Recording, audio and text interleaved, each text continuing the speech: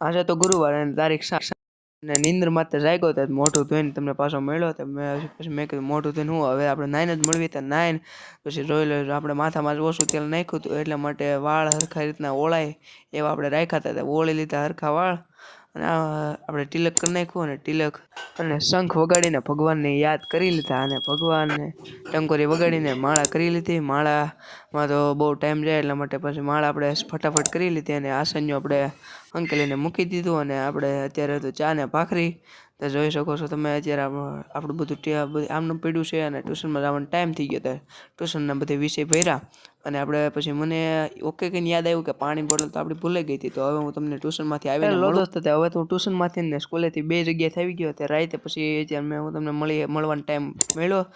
અને આજનું નવામાં એવું હતું કે આજે દિલ ખોલીને હસી લ્યો કાલે રડી લેજો આવતીકાલે ઉપરનું વાક્ય ફરીથી વાંચજો તો દોસ્તો હમણાં મારી ચેનલને તમે સબસ્ક્રાઈબ કરી લેજો અને